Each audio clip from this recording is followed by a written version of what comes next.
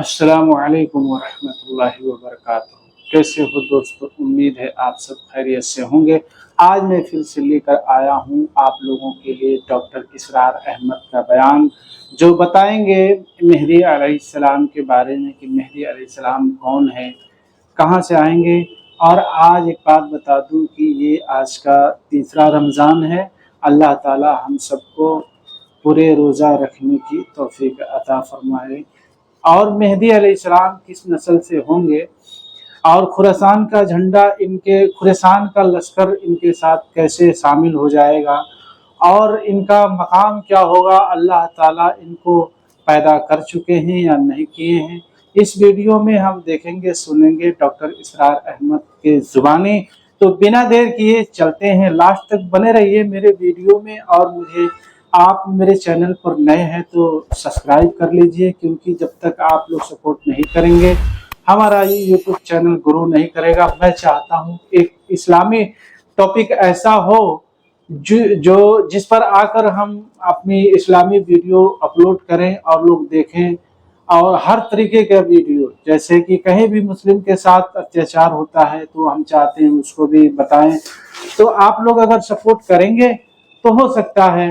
और बिना देर किए चलते हैं, पहले इस वीडियो को देखते हैं, सुनते हैं, फिर अगर नए हैं तो हमारे यूट्यूब चैनल को सब्सक्राइब कर लीजिए।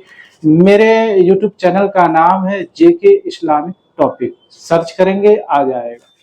जब हजरत मेहदी की क़यादत में मुसलमान साहिब ईमान अहले अरब यहूदियों और ईसाइयों की ताकत से टकराएंगे तो उनकी मदद के लिए दो जानिब से अल्लाह ताला कुछ भेजेंगे मदद। एक तो आखिरी मरहले में मदद आएगी, हजरत मसीह ईसा इब्न मरियम का नुज़ूल, जो यहूदियों की तरफ रसूल बनाकर भेजे गए थे। उन्हें यहूदियों ने अपने ख्याल में सूली पर चढ़ा दिया, लेकिन अल्लाह ने फरमाया वमा सलबूहु वमा क़तलूहु वलाकिन शुब्बिहा लहुम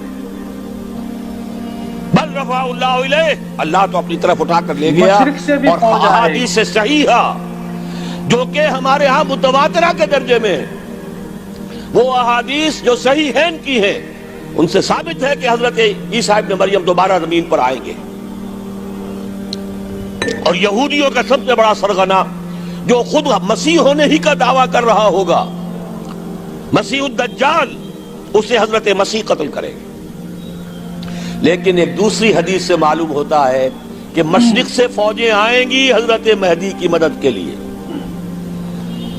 यखरुजून नासुम मिनल मशरिक युअद्दऊन लिल महदी यानी सुल्तानहू। मशरिक की तरफ से फौजें आएंगी कि जो महदी की हुकूमत को मुस्तहकम करेगी। खुरासान का लफ्ज आता है एक दूसरी हदीस में। खुरासान से आलम चलेंगे, उन्हें कोई नहीं रोक सकेगा, यहां तक कि वो यरूशलेम में जाकर रस्म हो जाएंगे। और हुजूर के जमाने में अच्छी तरह समझ लीजिए, हिंद किसे कहते थे हुजूर के जमाने में? पाकिस्तान हिंद में शामिल नहीं था।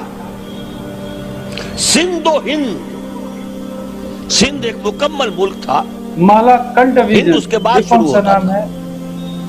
ये राजपुताने का और थर का डेजर्ट जो है, इससे आगे जो हिंदुस्तान है वो हिंद था। ये जो हमारा पाकिस्तान है, ये हमेशा हिंद में शामिल नहीं रहा। हुजूर के जमाने में बिलखुसूस सिंधो हिंद, दरियाए सिंध चला आ रहा है।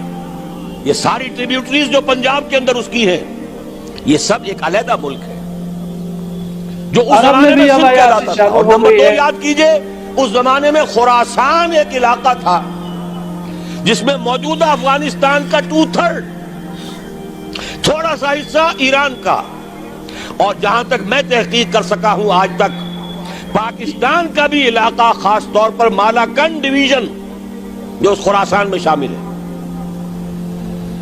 खुरासान से आलम चलेंगे जो जाकर यरूशलेम में नस्ब होंगे। यहां भी एक नुक्ता नोट कर लीजिए, पहले भी यरूशलेम हमसे छीना था। किसने छीना था? ईसाइयों ने, क्रूसेडर्स। वापस कौन लिया, किसने लिया? عربوں میں دم نہیں تھا، عرب عیاشیوں کی وجہ سے کھوکھلے ہو چکے تھے۔ واپس لینے والا صلاح الدین ایوبی، کرد خون، اب دوبارہ یروشلم لیا جا چکا۔ چھینا کن سے گیا؟ عربوں سے۔ عرب واپس لے سکتے ہیں؟ کوئی اندیشہ اگر ہو سکتا تھا عراق کے بارے میں کہ شاید اس کے ایٹمک دانت نکل آئے، جو سازش کی گئی، جس طرح اس احمق اور پاگل صدام حسین کو دام میں پھنسایا گیا، 100 دام، 100 جال، دام کہتے ہیں جال کو، 100 دام، اس میں جو پھنسا ہے تو اگلا پچھلا کھایا پیا سب پگلوا لیا، اور ہے ہی کون؟ اور اس کے مسلمانوں پاس کے بھی حالات خراب ہتھیاروں کا ہیں۔ ذخیرہ موجود ہے، اور کسی کے وہ ایٹمک دانت بھی نکلنے نہیں دے رہے۔ پاکستان کے اوپر کتنا دباؤ، اور ہمیں نہیں پتا کتنا کچھ دباؤ قبول کیا جا چکا، یہ تو سبھی مانتے ہیں۔ کیپ کر دیا گیا، روک دیا گیا، آگے تو نہیں بڑھ رہا، یہ تو سبھی مانتے ہیں۔ رول بیک بھی ہو گیا یا نہیں کچھ پتہ نہیں، صلی اللہ علیہ۔ لیکن کسی صورت یہ نہیں تسلیم کریں گے، قبول کریں گے کہ کسی مسلمان ملک کے پاس ایٹم بم آ جائے۔ یہودیوں کے پاس ذخیرہ موجود، سب جانتے ہیں۔ بہرحال یہ جان لیجئے، اس علاقے سے امید ہوتی ہے سندھ اور خراسان۔ حالات بہت خراب ہیں ہمارے، اور حالات بہت خراب ہیں افغانستان کے بھی، لیکن حالات کے بدلتے اللہ تعالیٰ کی مشیت کے تحت دیر نہیں لگا کرتی۔ سیرت نبوی میں مجھے نظر آتا ہے سن 10 میں، 10 نبوی، ہجرت سے 3 سال پہلے، 2.5 سال پہلے، انشاءاللہ کہیں سے کوئی امید کی کرن نظر نہیں آتی تھی پوری دنیا میں اسلامی حکومت قائم ہو جائے۔ انشاءاللہ 10 برس ہو چکے محمد رسول اللہ کو دعوت دیتے ہوئے، اور ابھی تک بمشکل 125 آدمی ہے، اپنے بل پر، اپنے طاقت پر مکے میں رہ بھی نہیں سکتے۔ کیسے ہو جائے گا؟ کہاں سے ہو جائے گا؟ میں آج پوچھتا ہوں، کوئی سر بتائے، کہیں سے کوئی امید کی کرن اس وقت نظر آتی ہے؟ اس ماحول میں لے جائیے۔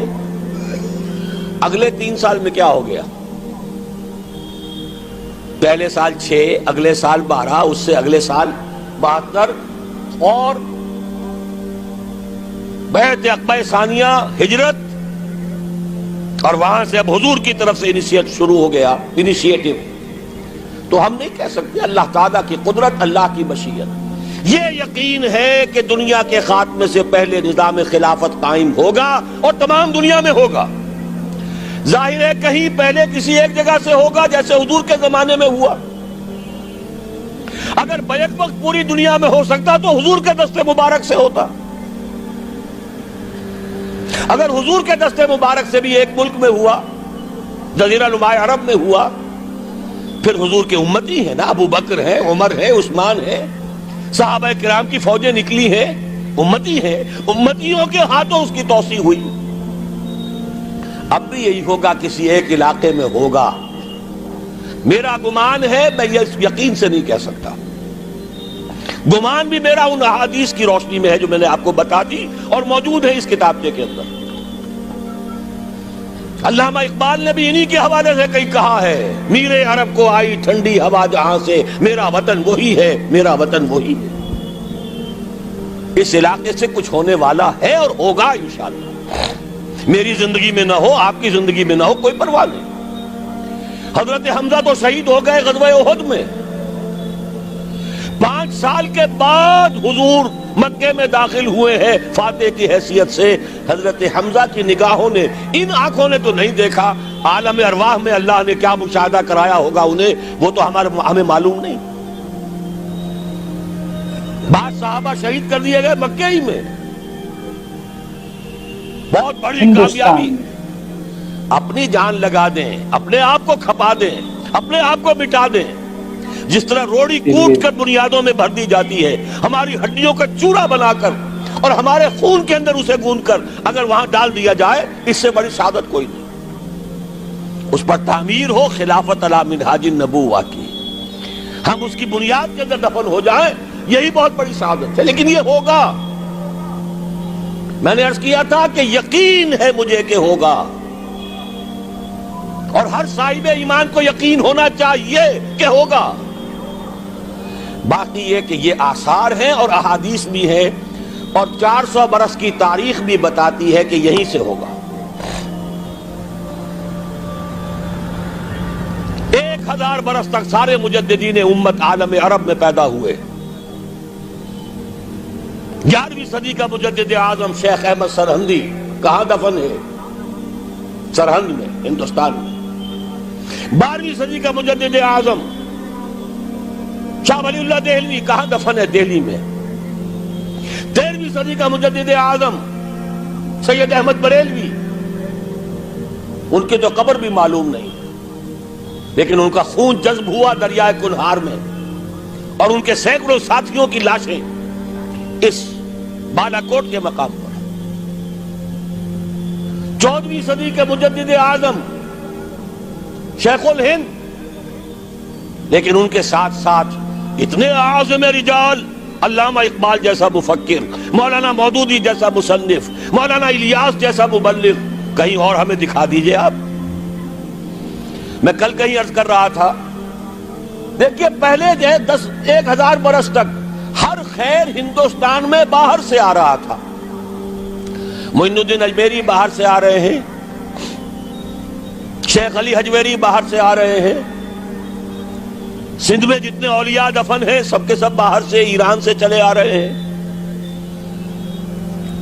लेकिन जैसे ही 11वीं सदी शुरू हुई, रिवर्स। तो मुझे यकीन है आप लोगों ने वीडियो पूरा देखा होगा और ये बहुत जानकारी मिली होगी कि कौन से सदी का मुजद्दिद कौन थे। और इसी तरीके का वीडियो देखने के लिए मेरे यूट्यूब चैनल जेके इस्लामिक टॉपिक को सब्सक्राइब करें भाई, मुझे सपोर्ट करें और कमेंट करें कि ऐसी वीडियो बनाऊं या नहीं बनाऊं। आप लोग कमेंट बॉक्स में ज़रूर बताएं।